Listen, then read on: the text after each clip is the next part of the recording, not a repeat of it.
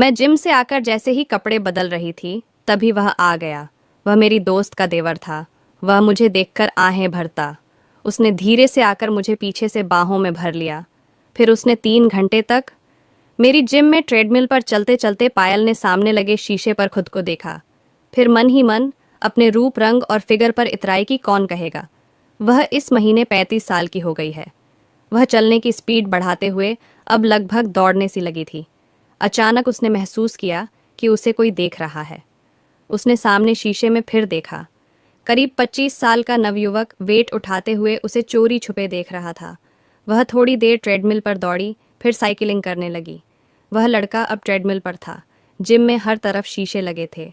जैसे उसकी नज़रें कई बार उस लड़के से मिली तो वह अनायास मुस्कुराती।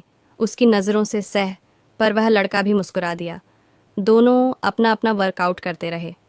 अपनी सोसाइटी के इस जिम में वैसे तो पायल शाम को आती थी, पर शाम को जिस दिन किटी पार्टी होती थी वह जिम सुबह आती थी।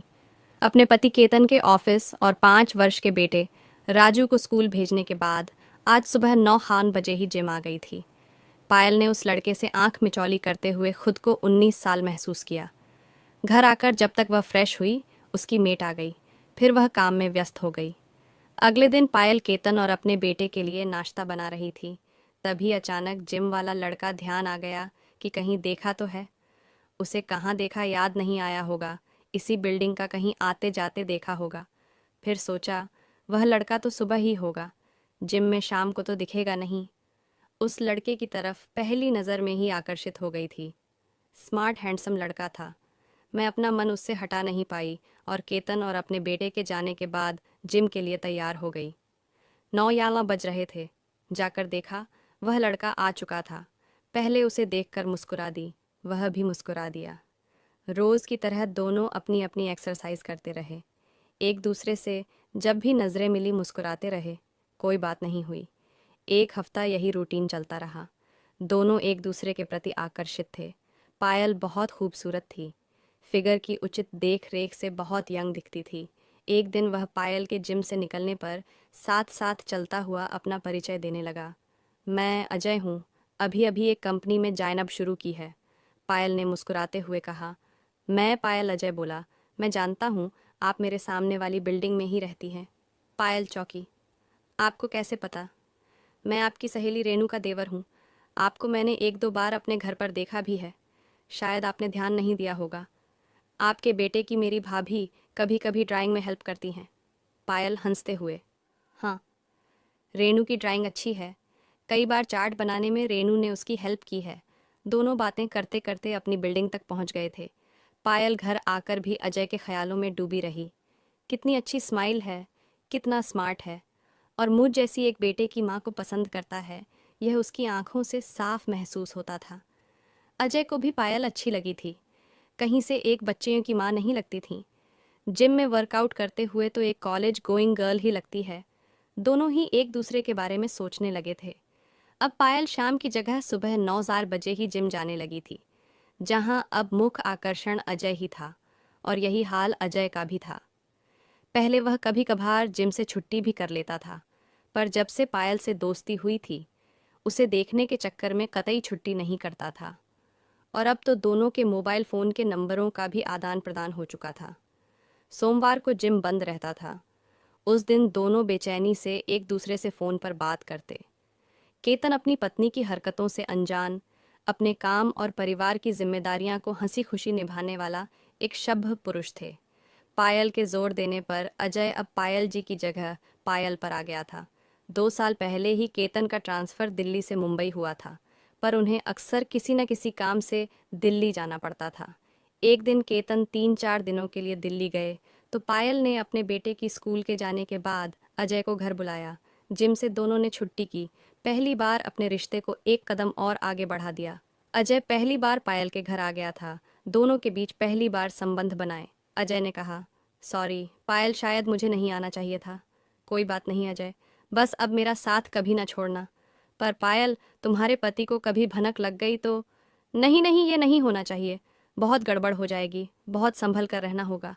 वैसे भी महानगरों में कौन क्या कर रहा है, इस बात से किसी को मतलब नहीं होता, और फिर किसी के पास समय ही कहाँ होता है। उसके बाद दोनों अक्सर अकेले में मिलते रहते। पायल तन मन से अजय के प्यार में डूबी थी। अजय अक्सर ऑफिस से हाफ डे लेता था। दोनों के संबंधों को 6 महीने कब बीत गए, दोनों को ही पता न चला। पायल मशीनी ढंग से अपने घर की जिम्मेदारियां पूरी करती और अजय की ख्यालों में डूबी रहती है। एक दिन पायल किटी पार्टी में गई, वहाँ रेनू भी थी। रेनू ने उत्साह में सबको बताया, बहुत जल्दी एक गुड न्यूज़ दूंगी। तुम लोगों को सब पूछने लगे। जल्दी बताओ, रेनू हंसी। अभी नहीं, डेट तो पक्की होने दो। अनीता ने पूछा, कैसी डेट बताना? अजय के लिए लड़की देखी है, सबको पसंद आ गई है, बहुत अच्छी है, बस शादी की डेट फिक्स करनी बाकी है। पायल को गहरा झटका लगा क्या अजय के लिए? हाँ भाई, अब तो अच्छी खासी जॉब कर रहा है, उसकी जिम्मेदारी भी पूरी करते। रेखा ने पूछा, वैसे तो आजकल लड़के खुद ही लड़की पसंद कर लेते हैं। उसने कोई लड़की खुद पसंद नहीं कि नहीं भाई, मेरा देवर तो बहुत ही प्यारा है। माँ, पिताजी ने कई बार पूछा। उसने हमेशा यही कहा, आप लोग जहाँ कहोगे मैं कर लूँगा। पायल ने अपनी आवाज़ पर नियंत्रण रखते हुए पूछा। उसने हाँ कर दी है। और क्या? पायल ने फिर पूछा। उसने देख ली लड़की? हाँ भाई, हम सब गए थे लड़की के घर, सब तय हो गया है, बस डेट फिक्स करनी है। 2-3 महीने के अंदर शादी हो जाएगी। पायल के दिल पर गहरी चोट लगी। वह मन ही मन फूफकार रही थी, कुछ ज़रूरी काम है कहकर वह किटी पार्टी से उठकर बाहर निकल आई और फिर तुरंत अजय को फ़ोन मिलाया। मुझे तुमसे मिलना है अजय, अभी इसी वक्त, कल जिम में मिलते हैं ना? सुबह नहीं, अभी फ़ौरन मुझसे मिलो। क्या हुआ? अभी मुश्किल है, मैं ऑफिस में हूँ। ठीक है, जिम में सुबह मिलते हैं। रात भर पायल ने जैसे जाग कर गुजारी, एक पल भी उसे नींद नहीं आई। केतन ने उसे बेचैन सा देखा तो कई बार उसका माथा सहलाया। पूछा, तबीयत तो ठीक है ना? हाँ, ऐसे ही कहकर वह मन ही मन छटपटाती रही। पति के इतने प्यार से स्पर्श से भी उसे चैन नहीं मिला। जिस अजय के प्यार में रात दिन डूबकर उसे अपना सब कुछ सौंप दिया और उसने उसे कुछ बताया भी नहीं। इतना बड़ा धोखा। सुबह केतन और राजू के जाते ही पायल जिम पहुंच गई। वहां अकेले एक कोने में पहुंचकर पायल गुर्रा पड़ी। यह क्या सुना मैंने, कल तुम शादी कर रहे हो? हाँ, मैं बताने वाला था पर मौका नहीं मिला, फिर मैं भूल गया। सॉरी, तुम्हें शर्म नहीं आई शादी के लिए हाँ करते हुए? साइनरी, कैसी पायल, हमारे बीच में जो संबंध है उसके बाद भी ये पूछ रहे हो? तुम धोखा दे रहे हो मुझे। पायल का चेहरा गुस्से से तमतमा रहा था। आते जाते लोगों की नज़रें उन पास ना पड़े, ये सोचकर अजय ने कहा, अभी मैं तुम्हारे घर आता हूँ, वही बात करते हैं, यहाँ ठीक नहीं रहेगा। वह उस समय घर चली गई। अजय भी थोड़ी देर में पहुँच गया। बोला, क्या हो गया, इतना गुस्सा क्यों कर रही हो? तुम किसी से शादी करने की सोच भी कैसे सकते हो? हमारा जो रिश्ता है, अजय ने बीच में ही बात काट दी। हमारा जो रिश्ता है वह रहेगा ना, परेशान क्यों हो? कैसे रहेगा? कल तुम्हारी पत्नी होगी, कैसे रहेगा? रिश्ता, तुम्हारे भी तो पति हैं। तुमने रखा ना मुझसे रिश्ता। नहीं, मैं यह नहीं सहन करूँगी। तुम शादी नहीं कर सकते किसी से, ये तो गलत बात कर रही हो। तुम नहीं, तुम सोचना भी मत यह, वरना अजय को भी गुस्सा आ गया। धमकी दे रही हो? मेरा परिवार है, माता पिता हैं, वो जहाँ कहेंगे मैं शादी करूँगा। पायल जैसे फुफकार उठी। मैं देखती हूँ कैसे मेरे साथ रंग बलियाँ मनाकर तुम कहीं और रिश्ता जोड़ते हो। अजय उसे शांत करने की कोशिश में खुद को असफल होता देख बोला, अभी मैं जा रहा हूँ, कल मिलता हूँ।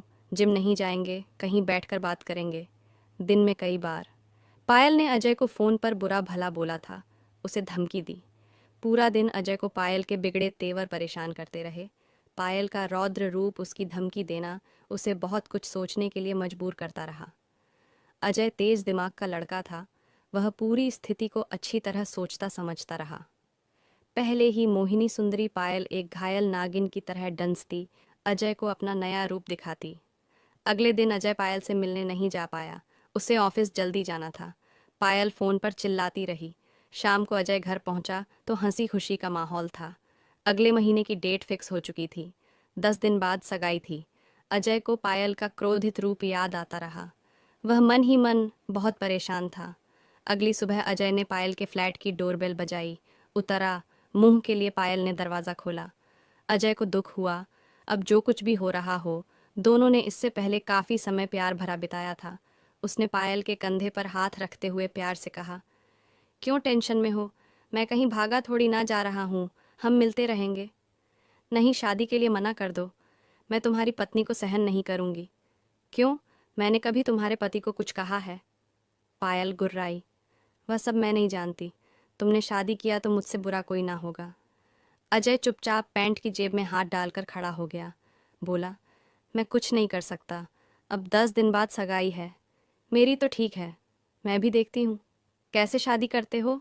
तुम क्या करोगी? मैं सबको बताऊंगी कि तुमने मेरे साथ ज़बरदस्ती करने की कोशिश की। अभी इसी समय चिल्लाऊंगी, बदनाम कर दूंगी तुम्हें। इतने दिन मेरे साथ मौज मस्ती कर तुम आराम से किसी और के साथ घर नहीं बसा सकते। वह गुस्से में चिल्लाई जा रही थी। अचानक अजय ने कहा, ठीक है, फिर अब मैं चलता हूँ और तुम्हें नेक सलाह देना चाहता हूँ।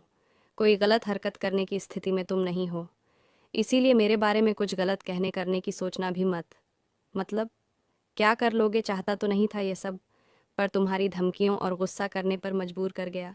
ये सुनो, कहकर अजय ने पैंट की जेब से अपना फ़ोन निकाला और बटन ऑन करते ही पायल की गुस्से से भरी आवाज़ कमरे में घुस गई। इतने दिन मेरे साथ मौज मस्ती। ये सुनते ही पायल के चेहरे का रंग उड़ गया। अजय कह रहा था, ये सब मैं करना नहीं चाहता था, पर अगर तुमने मुझे बदनाम किया तो तुम्हारे पति भी ये सुनेंगे जो भी हमारे बीच हुआ। अच्छा बुरा उसका जिम्मेदार मैं अकेला नहीं हूँ। दोस्त बनकर हम हमेशा साथ रह सकते हैं, पर तुमने धमकियां दे देकर इसकी गुंजाइश भी नहीं छोड़ी। अब तुम अपने रास्ते, मैं अपने रास्ते। और फिर अजय चला गया। पायल चोट खाई, नागिन की तरह उसे जाते देखकर खूब चिल्लाती रह गई। तो दोस्तों, आपको ये कहानी पसंद आई हो तो वीडियो को लाइक और कमेंट करके ज़रूर बताएं। चैनल को सब्सक्राइब करना ना भूलें। धन्यवाद।